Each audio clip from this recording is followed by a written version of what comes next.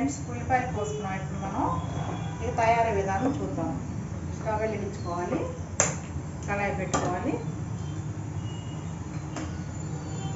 Oil పోసుకోవాలి.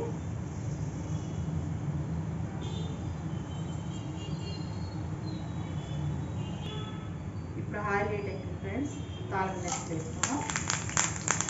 Friends, ఇది అయిపోయింది ఫ్రెండ్స్. ఇప్పుడు ఉల్లిపాయలు వేద్దాం మనం.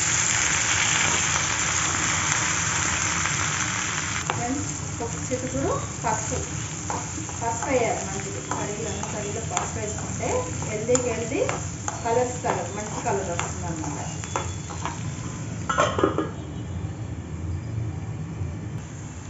ఫ్రెండ్స్, సగం వేగినాక ములక్కాయ ముక్కలు వేసుకోవాలి మనం. అలాగే అల్లం వెల్లుల్లి పేస్ట్ వేసుకోవాలి.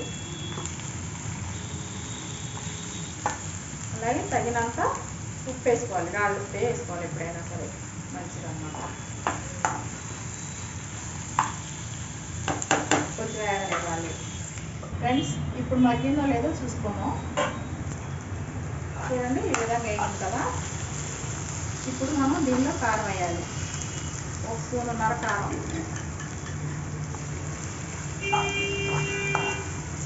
ఇలా తీసుకోవాలి. ప్రాణాలు కూడా చేసుకోవచ్చు, బ్యాచిలర్స్ కూడా చేసుకోవచ్చు, బాగుంటుంది కర్రీ. నేను మునక్కాయ, ఉల్లిపాయ, పాలు, సింపుల్. చూడండి, ఇప్పుడు పాలు పోస్తున్నాం. దీనిలో చెప్పాల్సిన ఒక చిట్కా ఉంది ఫ్రెండ్స్. ఇలా పాలు పోస్తాం కదా మనం, ఈ పాలు పోయంగానే వెంటనే కదిలికూడదు మనం. కర్రీ కదిలిస్తే ఏమవుతుందని ముద్ద అయిపోతుంది. ఈ 2 నిమిషాలు అయినాక మనం మూత తీసి చూస్తే అది ఎలా ఉంటుందో చూద్దరు కానీ. ఫ్రెండ్స్, ఇప్పుడు చూద్దాం కూర మగ్గిందేమో. ఇవన్నీ చూడండి, మనం అన్నీ తిప్పకపోతే ఇలా వస్తుంది అన్నమాట. అది చాలా బాగుంటుంది అప్పుడు. ఇప్పుడు తిప్పాలి మనం. తిప్పడం కట్టేయడం అయిపోయినట్టు కర్రీ. చూడండి, పాలు పోసుకుంటే ఇలా గ్రేవీగా వస్తుంది, చాలా బాగుంటుంది కర్రీ.